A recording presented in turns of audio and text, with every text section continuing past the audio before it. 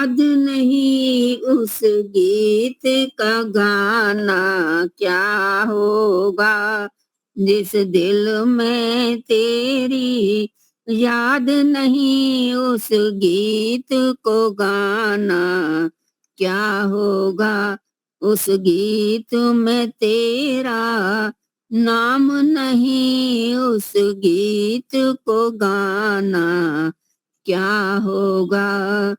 सुख दुख के दोनों किनारों पर जीवन की नदियां बहती है, सुख दुख के दोनों किनारों पर जीवन की नदियां बहती है, जिस घाट पे सुख का लेश नहीं उस घाट पे जाना क्या होगा, जिस घाट पे तेरा सुख का लेश नहीं उस घाट पे जाना क्या होगा, जिस दिल में तेरी याद नहीं उस गीत को गाना क्या होगा।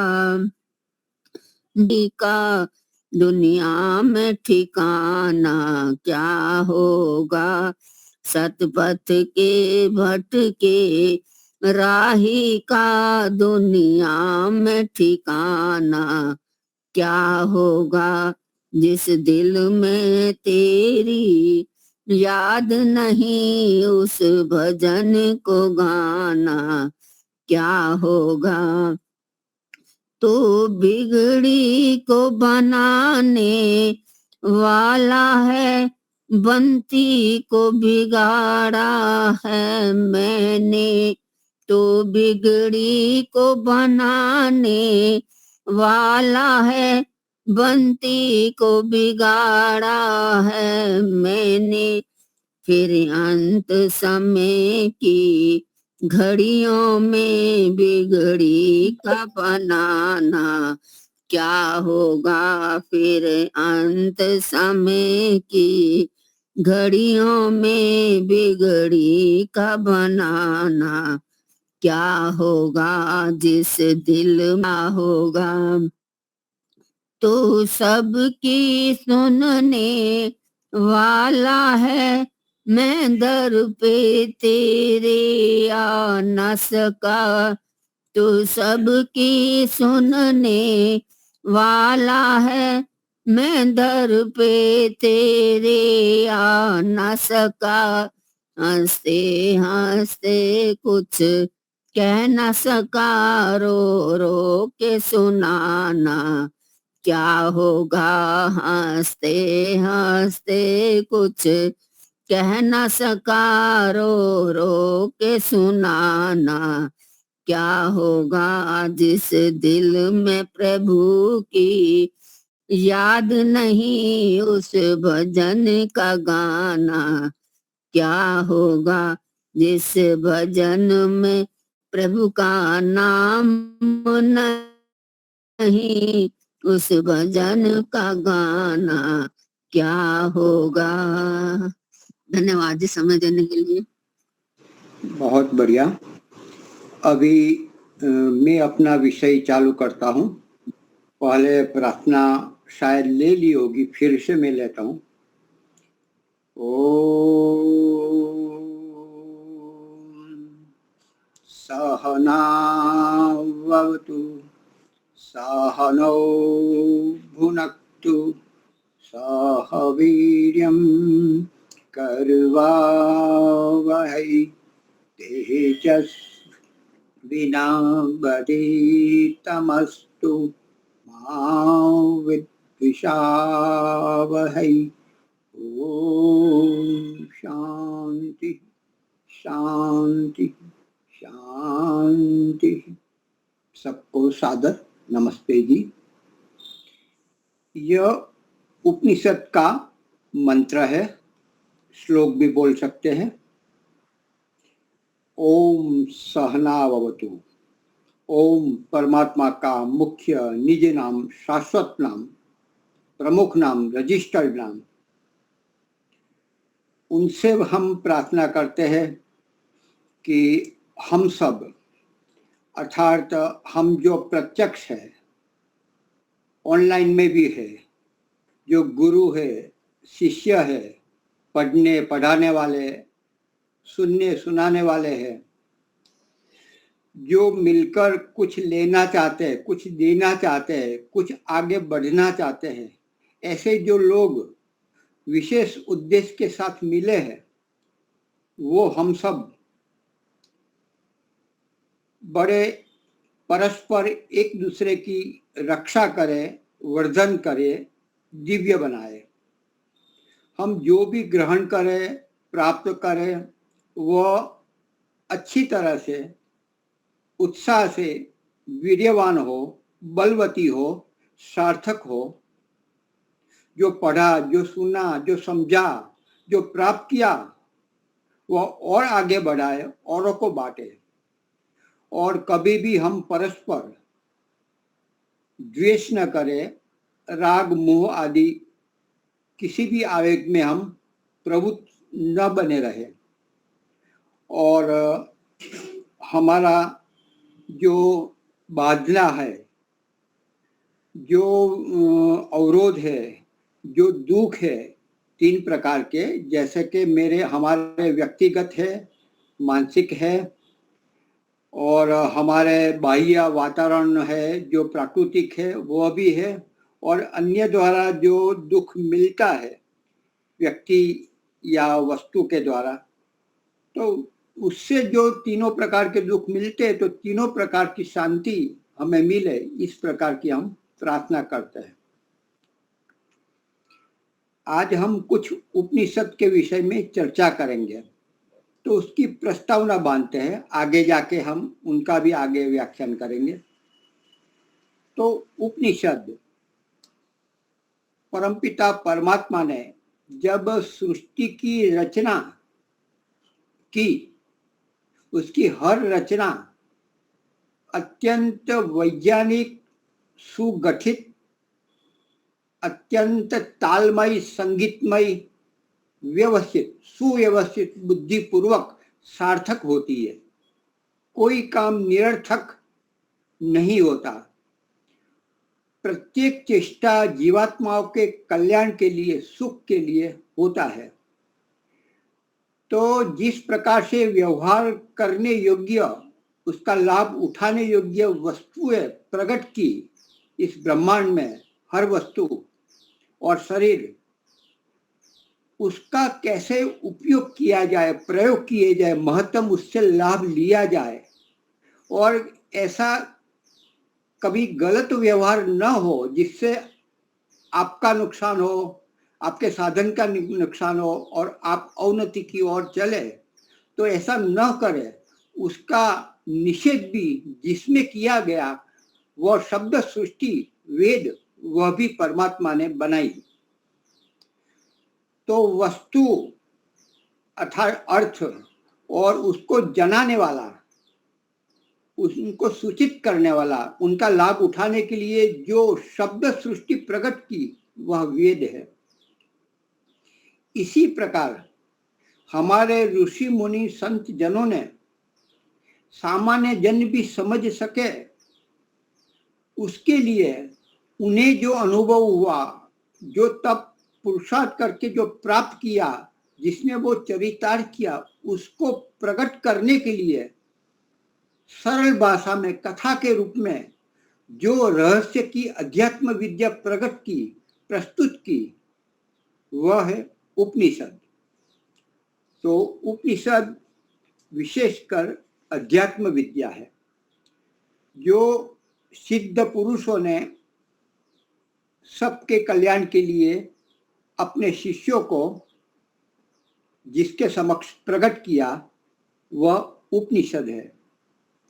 उपनिषद शब्द का अर्थ हम अलग अलग करके सोचते हैं, कहते हैं। उप यदि नजदीक, समीप आना, समीप ले जाना, उपनी रस्व है नी। निश्चित रूप से ऊपर समीप ले जाना।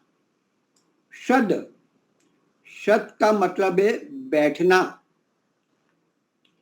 पहुंचाना। तो निश्चित रूप से हमें ईश्वर के नजीक सर्वोत्तम जो पदार्थ है उसके समीप ले जाना, बिठाना, उसका नाम उपनिषद है। शब्द से शद धातु है, उसका अर्थ है सदलु विशरण गत्य अवसादनेषु, अर्थात सद का अर्थ गति कराने वाला भी है। जो हमें अच्छी गति करा रहे उसको भी सद कहते हैं। गति होना अर्थात गति का अर्थ है ज्ञान, गमन और प्राप्ति। जिसके समीप जाकर हमें ज्ञान प्राप्त हो, हम गतिमान हो, उद्यमान हो और हमें जो चाहते हैं उसकी प्राप्ति भी हो, उसको गति कहते हैं, ज्ञान, गमन, प्राप्ति। और दूसरा का अवसाद, सद धातु है, सदनम, बैठना तो है ही। तो सदरूप धातु का अर्थ है विशरण, अर्थात हमारे में जो अज्ञान है, हमारे में कुसंस्कार है, जो हटाने योग्य है, जो नष्ट करने योग्य है, जो मलिनता है, ये सारे के सारे अवसाद है। यह विद्या ऐसी है, उपनिषद ऐसी विद्या है जो हमारे कुसंस्कारों को हटाती है, नष्ट करती है, अज्ञान को नष्ट करती है और आगे हमारे में जो डिप्रेशन, अवसाद है उनको भी दूर करते हैं। अनुत्साह होना, निराश हो जाना, निष्क्रिय हो जाना, यह दूर करने वाला उपनिषद है।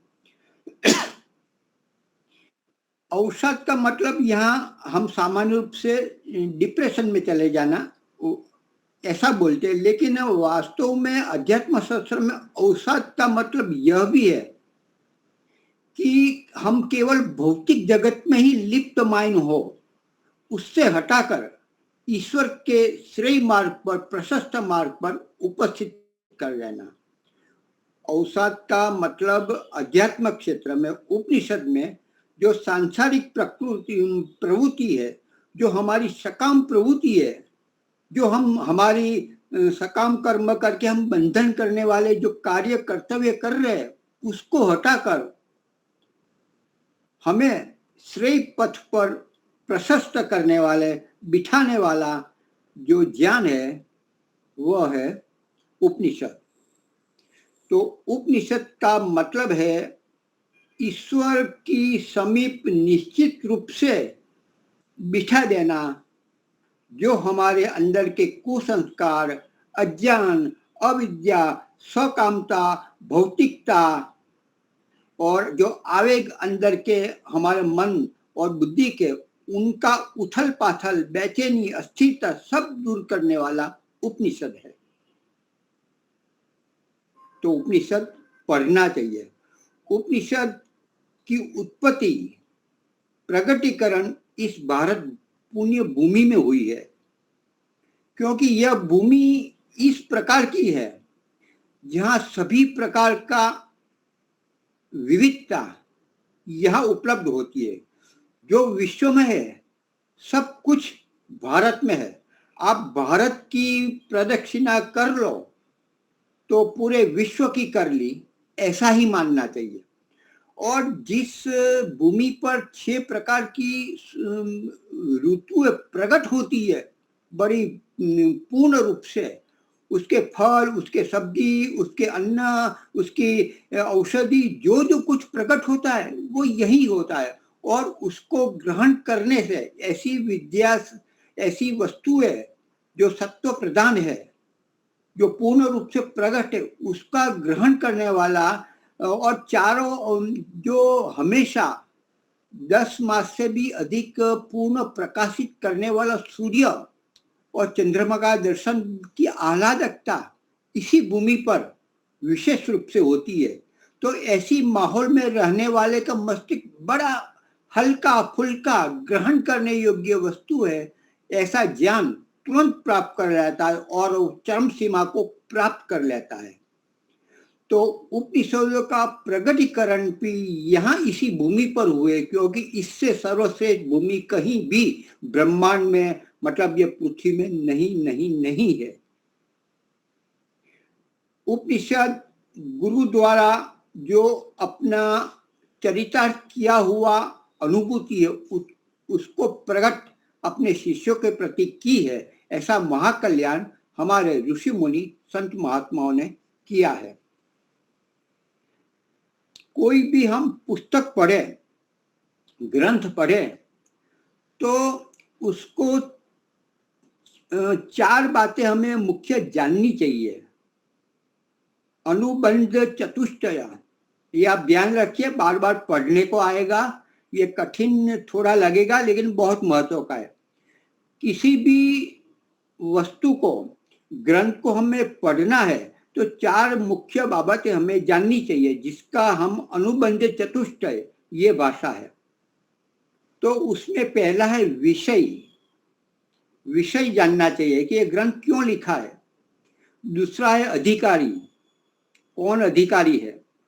तीसरा है प्रयोजन, प्रयोजन क्या है लिखने का, सुनाने का, बोलने का, और संबंध क्या है।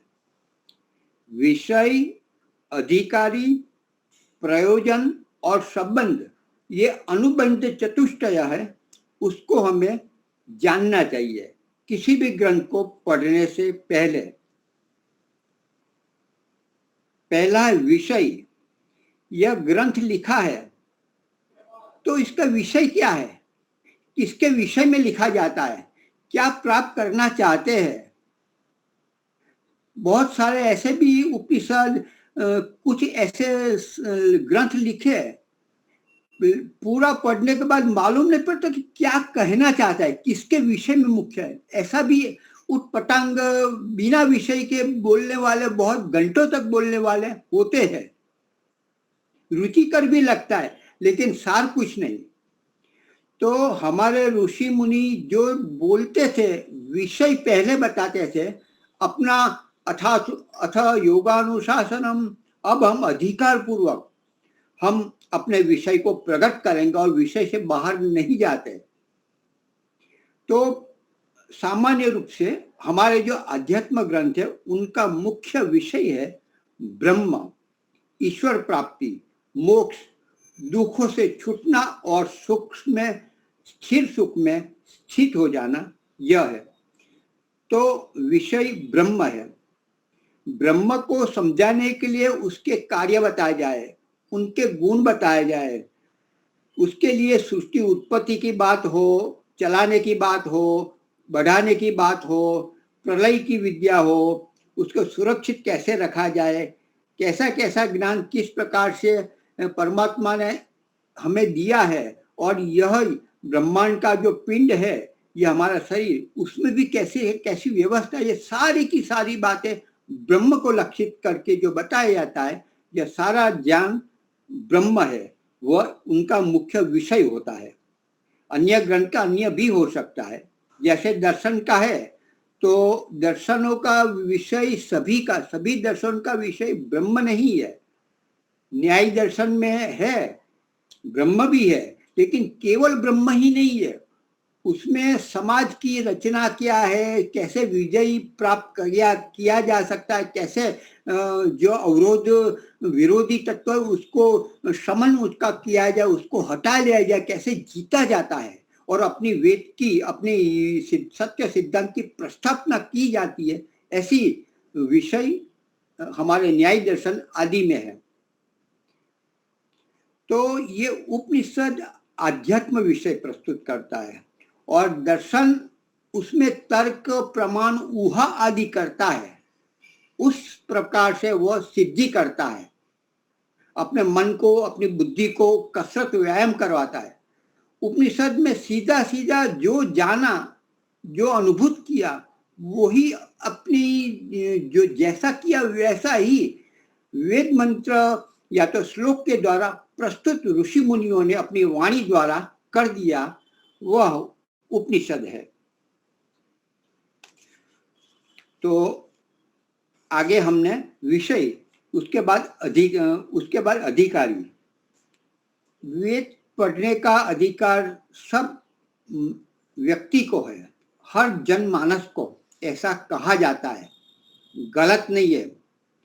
किंतु वास्तव में देखा जाए, जिसकी जैसी योग्यता है ऐसे ही उसी को उसी प्रकार का ज्ञान उसी भाषा में दिया जाता है। सबको वेद ज्ञान नहीं दिया जाता। यदि दुष्ट आदमी को वेद ज्ञान दिया जाएगा तो वह उसका दुरुपयोग करके, मैली विद्या बना के दुरुपयोग करके और अधिक नुकसान करेगा। तो ऐसा वास्तव में सच्चे ब्राह्मण है, सच्चे ज्ञान पिपासु है, जो मुक्त होना चाहते हैं, जो लोक कल्याण करना चाहते, उसी को वेद का ज्ञान, अध्यात्म ज्ञान देना चाहिए। हर कोई को दिया जाए तो उसका गलत उपयोग होता आया है, उसका दुरुपयोग हुआ है। तो अधिकारी, पात्रता, योग्यता ये भी जानना चाहिए हमें। जब कोई ग्रंथ पढ़े या तो सीखना हो तो विषय, अधिकारी, प्रयोजन क्या है वो भी हमें जानना चाहिए। किस हेतु से यह ग्रंथ रचने की प्रवृत्ति की है वो भी हमें जानना चाहिए। तो प्रयोजन भी हमें अवश्य जानना चाहिए। चौथी बात है संबंध क्या है। जैसे परमात्मा है जो जगत को रचना करने वाला, चलाने वाला, उसको प्रलय में परिवर्तित करने वाला, सबकी रक्षा करने वाला और हृदय में उपस्थित सदा बनाए रखने वाला आत्मा में, वह परमात्मा है। वह परमात्मा वस्तु है और उस वस्तु को जिस नाम से पुकारा जाए, अर्थात जो वाचक है, वह है ओम। ओम शब्द है और अर्थ है, वह परमात्मा है। तो संबंध वाचक और वाच्य, यह सृष्टि और ज्ञान, वेद, वो दोनों का संबंध क्या है। तो वो भी हमें क्या क्या संबंध है। एक प्रतिपाद्य विषय होता है और प्रतिपादक होता है। एक बोलने वाला है, एक सुनने वाला होता है। एक वस्तु है और उसको जानने के लिए जिस वाणी से प्रकट शब्द किया जाता है वह वस्तु होती है। तो शब्द और अर्थ, तो संबंध भी इस प्रकार से जानना चाहिए। तो हम ग्रंथ को अच्छी तरह पढ़ सकते हैं, लाभ ले सकते हैं। तो अनुबंध चतुष्टय यह हमें जानना चाहिए, जिससे हम ग्रंथ आगे पढ़ सके, लाभ उठा सके। उसमें मैंने विषय, अधिकारी, प्रयोजन और संबंध कहा। 2-5 मिनट और जरा ले लेता हूं। आगे हम उपनिषद के विषय में आगे भी हम चर्चा करेंगे। तो उपनिषद मुख्य रूप से 11 है। ऐसे तो 101 उनसे भी ज्यादा है, लेकिन 11 मान्य किया है हमारे शंकराचार्य जी, और महर्षि दयानंद ने भी 10-11 को बताया है कि इसको आप अवश्य पढ़ना चाहिए। ये अच्छे है, मतलब उनमें मिश्रण बहुत ही कम है, नाम मात्र का है। तो उसके लिए पहले क्या पढ़ना चाहिए। तो सामान्य रूप से उपनिषद पढ़ने में पहले जो नंबर आता है तो उसमें ईशोपनिषद आता है। ईशोपनिषद, ईश का मतलब जो ऐश्वर्य जिसके पास है, जो ऐश्वर्य वाला है, वह ऐश्वर्य प्रदान करने वाला है, उसको प्रकट करने वाला जो श्लोक है, जो मंत्र है, वह ईशोपनिषद है।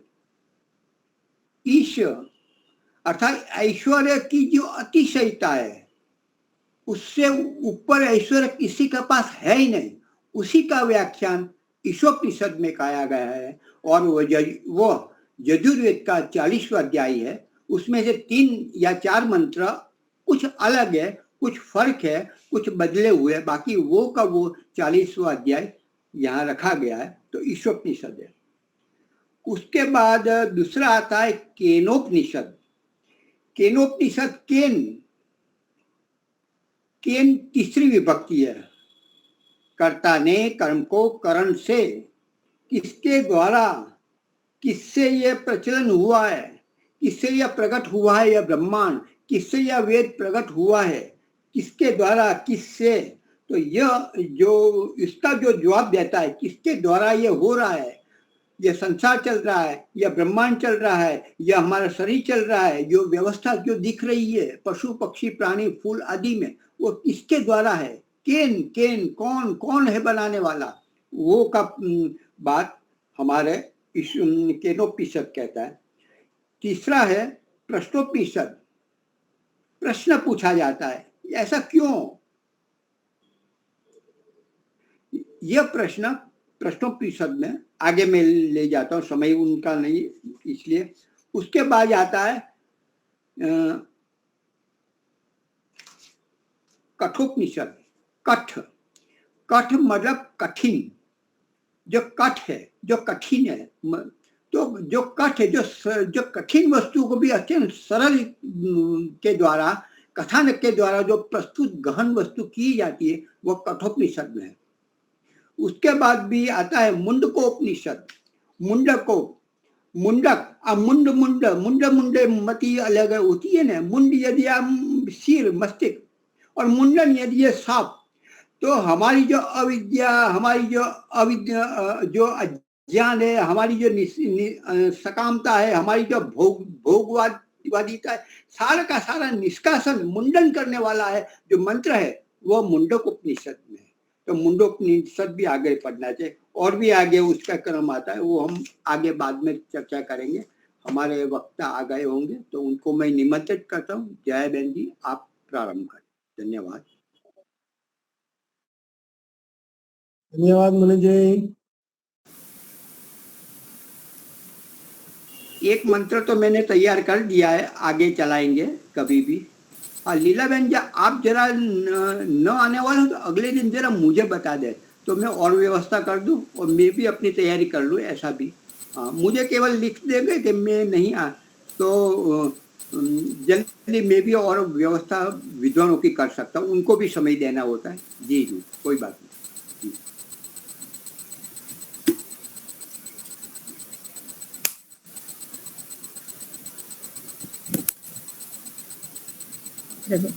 सभी को सादर नमस्ते जी। मंत्र पाठ करेंगे। ओम विश्वानि देव सवितर्दुरितानि परासुव, यद्भद्रं तन्न आसुव।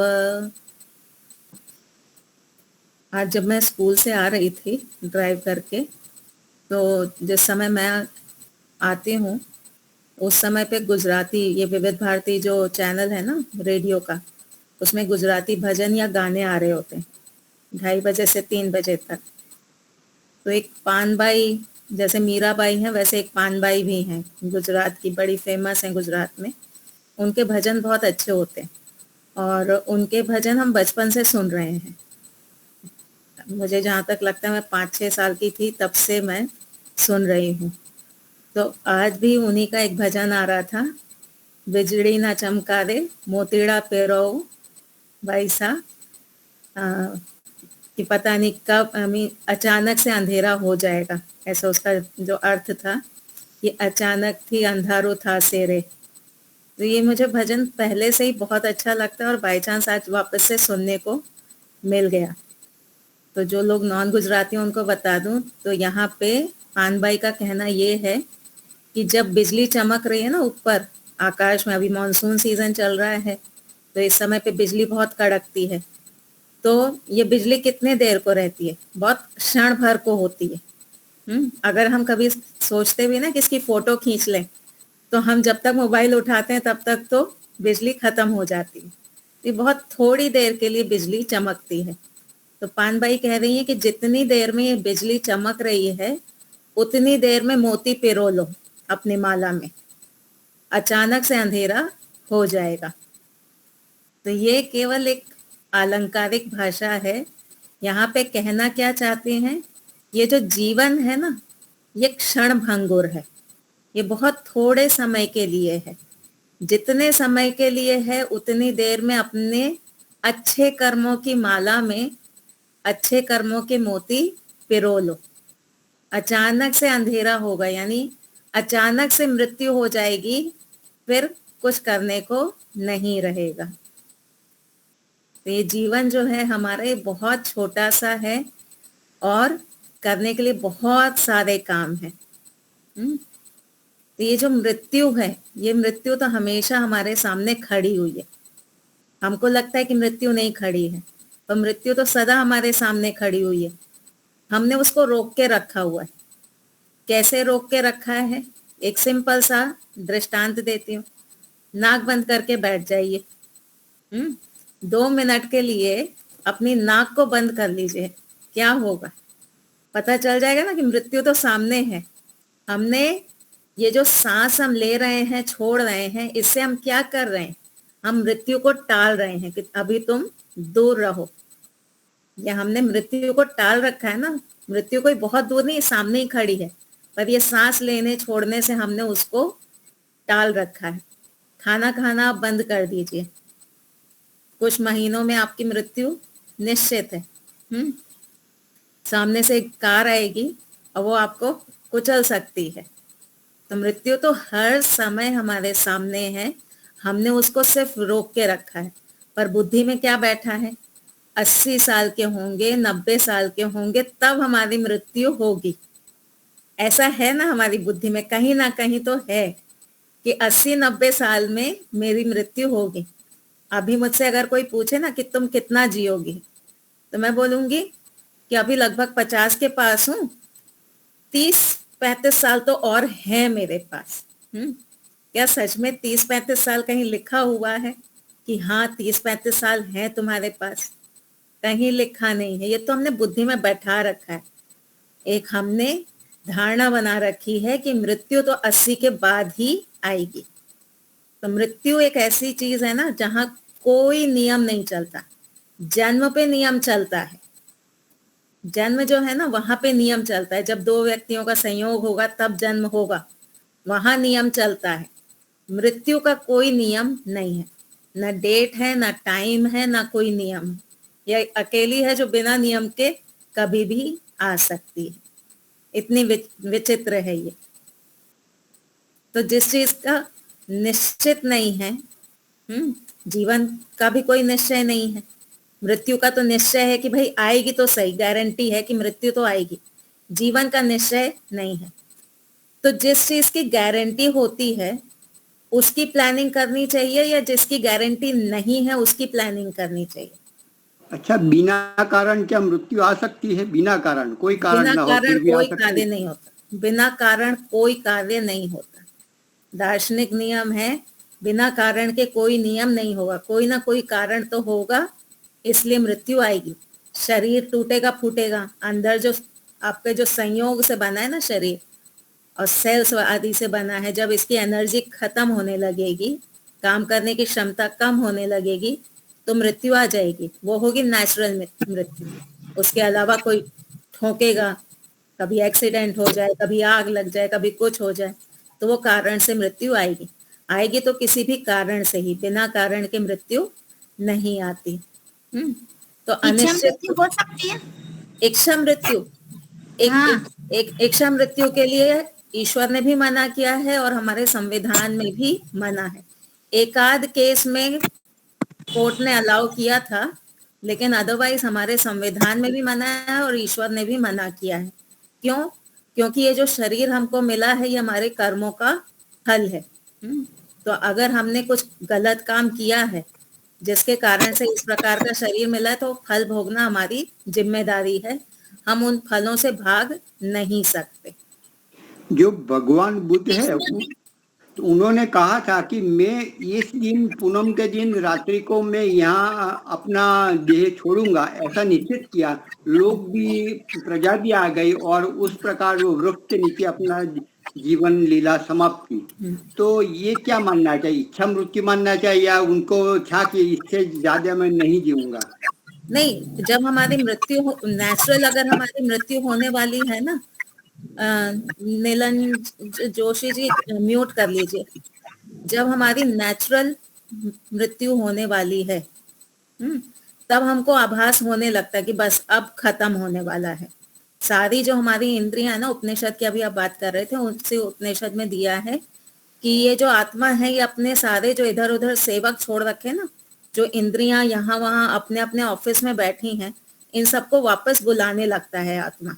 मन पास आ जाएगा, इन चक्षु इंद्रिय पास आ जाएगी, श्रोत्र इंद्रिय पास आ जाएगा, यानी सारा सामान अब इकट्ठा करना है, पैकिंग करनी है, इस शरीर में से निकलना है और दूसरे शरीर में जाना है। तो वहां पे ये आभास तो होने लगता है कि अब मुझे दिखना बंद हो गया, अब मुझे सुनाई देना बंद हो गया, अब मुझे कोई महक नहीं आ रही। तो ये जो नेचुरल डेथ होती है वहां तो आपको आभास हो जाता है, लेकिन जो अननेचुरल है, एक्सीडेंट आदि है, वहां आपको आभास नहीं होता। अभी जैसे मैं बैठी हुई हूँ, अचानक से मुझे हार्ट अटैक आ जाएगा तो मुझे आभास नहीं होगा, है ना? क्यों? क्योंकि अभी उसके लिए मेरी बॉडी तैयार नहीं है। ये तो शरीर के किसी एक हिस्से में गड़बड़ हुई है जिसके कारण मृत्यु आ गई, बट जो एज के साथ में आएगी उसमें हमको आइडिया आ जाता है। तो हो सकता है गौतम बुद्ध जी को भी पता चल गया हो, इसलिए उन्होंने इस तरह का डिक्लेयर कर दिया हो। तो ये जो मृत्यु है, हाँ जी नीलंज जोशी, हाँ, जो भीष्म पितामह को मिला था वो इच्छा देखिए वो महाभारत की बात है, उसमें कितना सत्य है कितना असत्य है वो हम नहीं कह सकते, क्योंकि ये जो कहना कि बाणों की शैया पे लेटे हुए थे, तो यहाँ पे बाणों की शैया को हमको पूरा पूरा वैसे शाब्दिक अर्थ नहीं लेना है कि बाण बिछे हुए थे उसकी शैया पे वो लेटे हुए थे। बाणों की शैया का अर्थ क्या होता है कि अपने आसपास के लोग हमको इतना दुख दे रहे हैं, हमारी बात नहीं सुन रहे हैं, और ऐसी स्थिति में हम जी रहे हैं, तो ये, और बुढ़ापा भी है, तो ये है बाणों की शैया। तो उनकी जो इच्छा मृत्यु थी, ऐसी कोई इच्छा मृत्यु नहीं होती कि मैं इस तारीख को मरना चाहूंगी, ऐसी कोई इच्छा मृत्यु नहीं होती। ठीक है। दयानंद सरस्वती को जो मिला था ना, वो भी इच्छा मृत्यु उन्होंने लिया था। नहीं, देखिए अगर उनके हाथ में होता, कई बार उनको जहर दिया गया, ठीक है, हर बार वो अपने आप को किसी ना किसी क्रिया आदि से उन्होंने अपने आप को बचा लिया, लेकिन वो जो शीशा आदि उनको खिलाया गया था वो इतना प्रभावशाली था कि उन्होंने कोशिश करने के बाद भी फिर वो नहीं बच पाए थे। तो ऐसा नहीं था कि वो इच्छा से मरना चाहते थे, वो तो जीना चाहते थे कि मैं और वेदों का प्रचार करूं, लेकिन अब क्योंकि शरीर ऐसा हो गया है, अब इसमें ज्यादा रह नहीं सकते हैं। आत्मा को शरीर के अंदर रहने के लिए शरीर में एक शक्ति भी होनी चाहिए ना।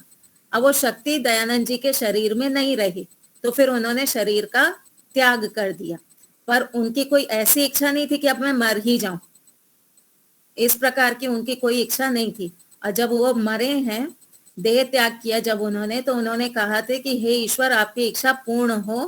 तो यहाँ पे लोग क्या कहते हैं कि ईश्वर चाहते थे कि दयानंद जी की मृत्यु हो, तो वह इच्छा ईश्वर की पूरी हो।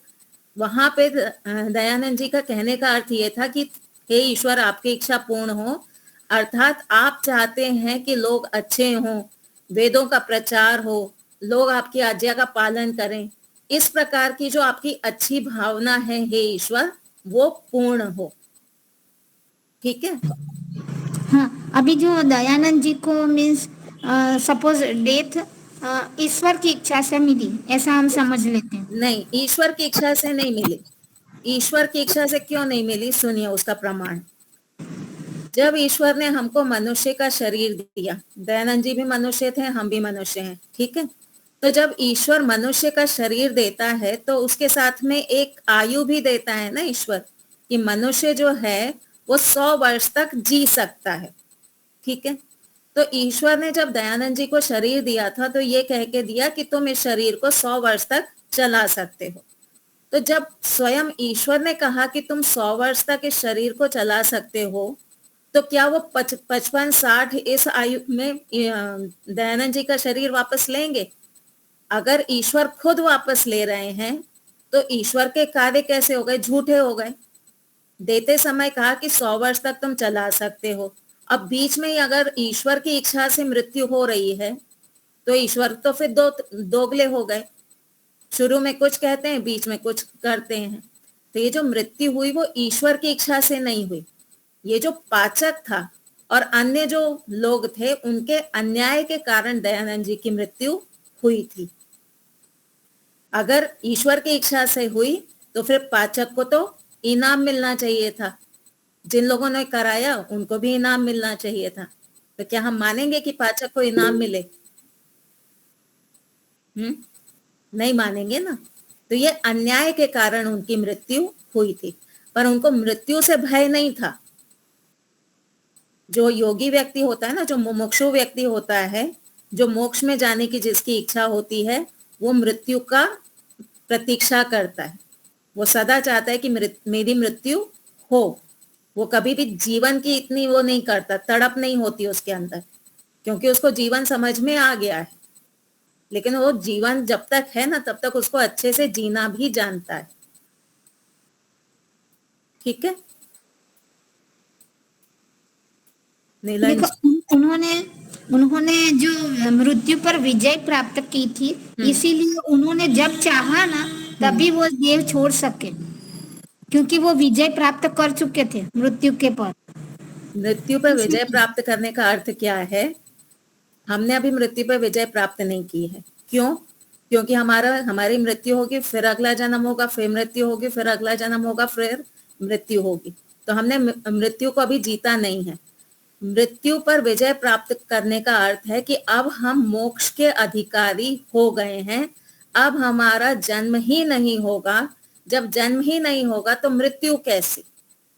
तो इस अर्थ में कहते हैं कि दयानंद जी ने मृत्यु पर अधिकार कर लिया था, अर्थात यह जो जन्म था वो उनका अंतिम जन्म था। इसके बाद में वो मोक्ष में चले गए।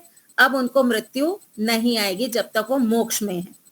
फिर जब मोक्ष पूरा होगा फिर वापस से शरीर धारण करेंगे, फिर मृत्यु आएगी। ये अर्थ है। ठीक है जी दीपालिका जी?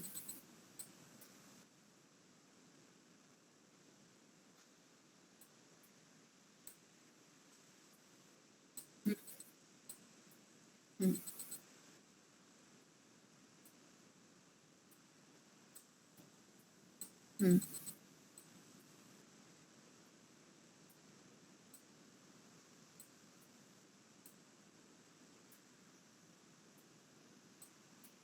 अब पाचक के बारे में, यानी हाँ, यानी आप ये कह रही हैं कि दयानंद जी को ये तो आइडिया आ गया होगा कि पाचक जो है ये कुछ गलत करने वाला है ना? हाँ, तो यहाँ पे क्या है कि हर बार हम किसी भी व्यक्ति को पूरा पूरा नहीं जान सकते। ठीक है, योगी से योगी व्यक्ति भी है ना। हाँ, पहले सुन लीजिए। बड़े से बड़ा योगी व्यक्ति भी जो है वो पूरा पूरा किसी व्यक्ति को नहीं जान सकता। उसका कारण क्या है कि योगी व्यक्ति भी अल्पज्य होता है। किसी के मन में क्या चल रहा है वो नहीं पता चलता। और दूसरा, कब किसकी बुद्धि भ्रष्ट हो जाए वो भी हमको नहीं पता। आज मैं आपके साथ में बहुत अच्छा व्यवहार कर रही हूँ, बहुत आपकी सगी हूँ, कल को मुझे कोई भड़का दे और उस भड़कने में फिर मैं आपका गलत कर दूं तो आपको इतनी जल्दी आइडिया नहीं आ पाएगा। आप मेरे पे विश्वास करेंगे। तो दयानंद जी भी थे, भले बहुत महापुरुष थे, ज्ञानी पुरुष थे, पर थे तो वो भी अल्पज्य है। वो भी थे तो हमारे जैसे आत्मा ही। तो उनको इतना आइडिया नहीं आया होगा कि पाचक ऐसा भी कर सकता है।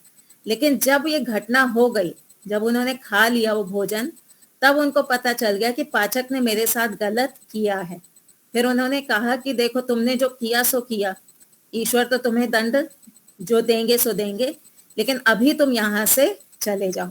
तमवो जम्भे दधमा, ये जो हम कहते हैं ना उपासना में, कि तुम्हारे मन में मेरे प्रति द्वेष था, तो मैं तुमको ईश्वर के न्याय पे छोड़ता हूँ। मैं नहीं चाहता कि यहाँ पे लोग तुमको कुछ परेशान करें, ये करें, ये लोग तुम पैसे और यहाँ से निकल जाओ। तो जो नेगेटिविटी वाली बात है ना, वो दयानंद जी को समझ में नहीं आई होगी। हाँ, अब सुनिए। ईश्वर जो है ना, वो केवल हमें एक अंदर से भावना दे सकते हैं कि देखो, पाचक के मन में भावना दी होगी कि देखो जो तुम करने जा रहे हो ये सही नहीं है, लेकिन पाचक को उस समय पैसे का इतना लालच था कि ईश्वर ने जो सिग्नल दिया ना वो उसको सिग्नल समझ में नहीं आया। ठीक है, तो इस तरह से पाचक की नेगेटिविटी दूर नहीं हुई। अब रही बात कि क्या ईश्वर ने दयानंद जी को सिग्नल दिया होगा, तो ईश्वर का एक काम क्या है, ईश्वर का एक काम है कि महेंद्र जी के मन की बात मुझे नहीं बताना और मेरे मन की बात महेंद्र जी को नहीं बताना।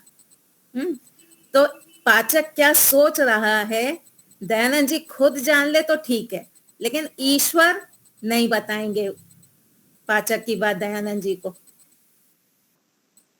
ठीक है, अनम्यूट करिए।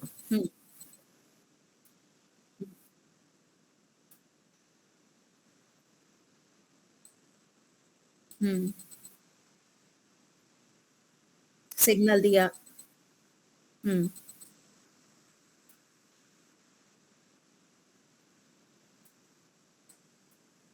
उनको नहीं आइडिया आया ना, उनको आइडिया नहीं, ईश्वर नहीं करेंगे।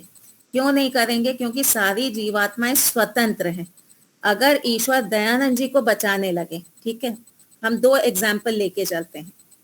दो व्यक्ति हैं अलग अलग, एक ईश्वर भक्ति कर रहा है, एक ईश्वर भक्ति नहीं कर रहा है, और दोनों के पास अपने अपने पाचक हैं।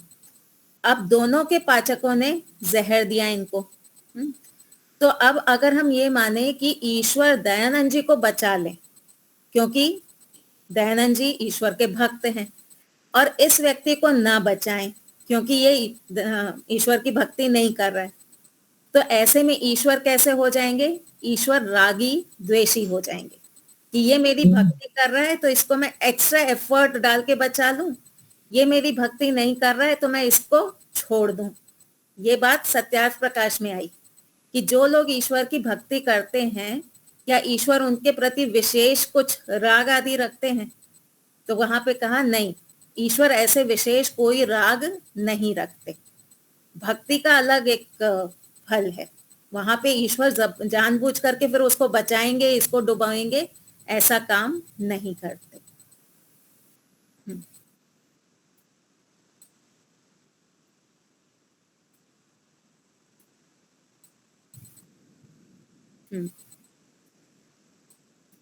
ये अपने मन के लेवल पे है, ये मेरे मन के लेवल पे है कि मैं सारे भद्रों को अपने पास, अच्छी बातों को अपने पास लेके आऊं और अपने से जो दोष हैं उनको दूर रखूं।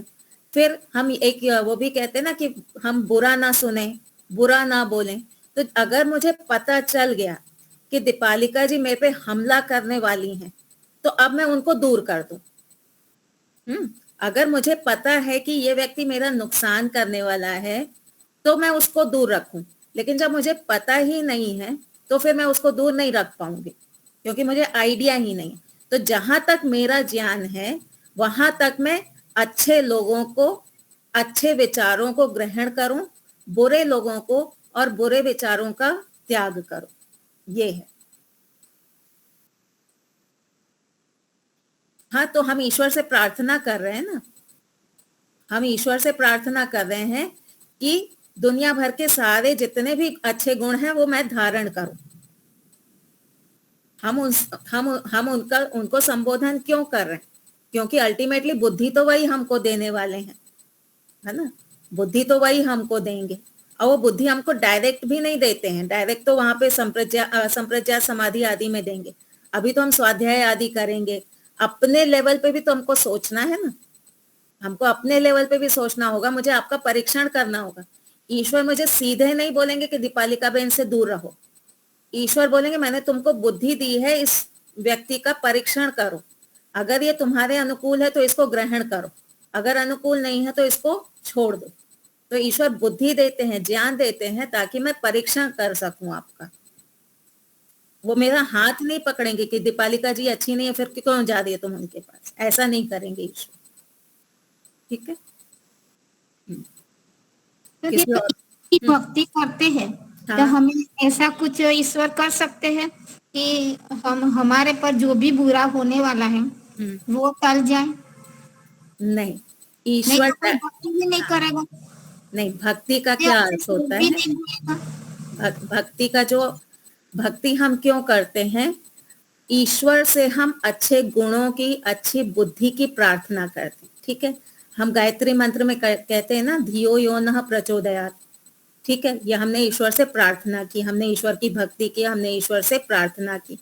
तो हम जब भक्ति करते हैं, प्रार्थना करते हैं, तो वहां हम ये कहते हैं कि आप मुझे ऐसी बुद्धि दीजिए जिससे मैं अच्छा और बुरा पहचान सकूं, फिर अच्छाई को ग्रहण कर सकूं, बुराई को छोड़ सकूं। तो ईश्वर हमको ये ज्ञान दे करके हमारी रक्षा करते हैं। ईश्वर सीधे आकर के किसी का हाथ नहीं पकड़ते, क्योंकि अगर ईश्वर सीधे आके हाथ पकड़ने लगे तो आत्माएं जो है ना, वो परतंत्र हो जाएंगी, वो कठपुतली की तरह हो जाएंगी। जबकि आत्माएं कैसी हैं? स्वतंत्र हैं। तो हम जो भक्ति करते हैं उससे हमारी बुद्धि का विकास होता है। हम जो प्रार्थना करते हैं उससे हमारा अभिमान कम होता है। कई बार व्यक्ति को अगर बुद्धि मिलती है ना, तो उसके अंदर अभिमान आ जाता है कि मेरे अंदर तो बहुत ज्ञान है, मैं तो बहुत बड़ी साइंटिस्ट हूँ या बहुत बड़ी डॉक्टर हूँ। इस प्रकार का अभिमान आने की संभावना रहती। लेकिन जब हम ईश्वर समर्पित होकर के अपने ज्ञान को बढ़ाते हैं, ईश्वर को संबोधन करते हैं, ईश्वर समर्पित होते हैं, तो फिर हमारे अंदर अभिमान नहीं आता है। तो अभिमान से बचने के लिए भी हमको प्रार्थना, भक्ति आदि करनी होती है। हमारी भक्ति से ईश्वर हमको बचाने वाले नहीं है।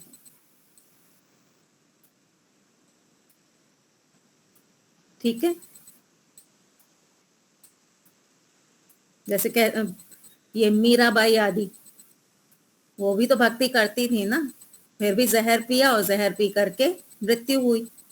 तो ईश्वर, ये हमको भूल जाना पड़ेगा। ये जो कहा सोमनाथ का जो घटना है, कहते हैं 17 बार मुगलों ने आक्रमण किया और लोगों ने क्या, वहां के पंडितों ने क्या कहा, ईश्वर हमको बचाएंगे क्योंकि हम ईश्वर की भक्ति करते हैं।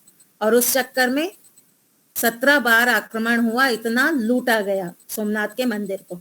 तो ईश्वर इस प्रकार से भक्तों को बचाते नहीं है। अपनी रक्षा अपने हाथ में होती है, हमें अपनी नहीं। रक्षा स्वयं करनी है। ये नहीं 2 बार 3 बार 4 बार लूट गया तभी मालूम नहीं पड़ा इसको किसी देख को। लीजिए ना, क्योंकि हमारी बुद्धि में ये बैठा दिया गया था कि ईश्वर की भक्ति करोगे तो ईश्वर तुम्हें बचा लेंगे। आज भी कितने वीडियो आते हैं, जैसे कोई रोड पे चल रहा है, अचानक से उसके साइड में से कार निकल गई और वो बच गया, किसी तरह बच गया, या कार उसके ऊपर चढ़ भी गई तो भी वो बच गया। तो फिर बैकग्राउंड में क्या चलाते हैं? हनुमान चालीसा, कि देखो हनुमान जी ने उसको बचा लिया। तो ऐसे हनुमान जी या कोई भी ईश्वर इस प्रकार से नहीं बचाते हैं। ठीक है। नीलन जोशी जी। हाँ ठीक। ठीक है, चलिए, तो हमारा तो समय भाई हो गया। हो गया। और अच्छा प्रश्नोत्तरी के लिए बहुत अच्छा रहा, जिसको जो भावना होती है। चाहिए वो आपने जी। खिलाया। बहुत बढ़िया। ठीक है, चलिए फिर अगले तो गुरुवार को हमारे मिलेंगे। हमारे इलाहाबाद के आज आए हो तो वो शांति पाठ जयघोष करवाए। धन्यवाद सबको। अच्छा नहीं है।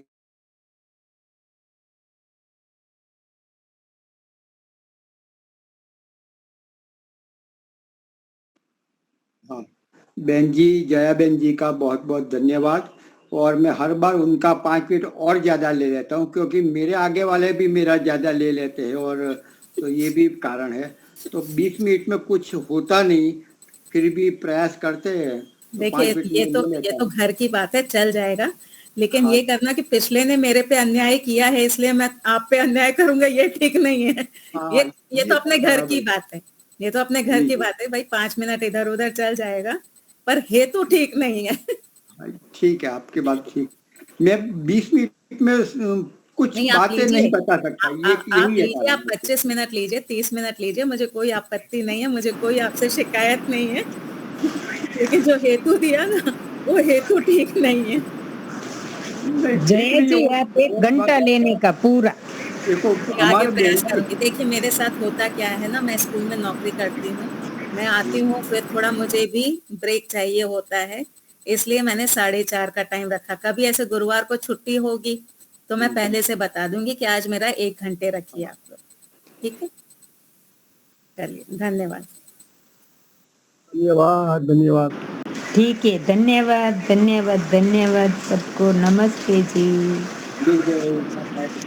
बहुत बहुत धन्यवाद धन्यवाद धन्यवाद। धन्यवाद।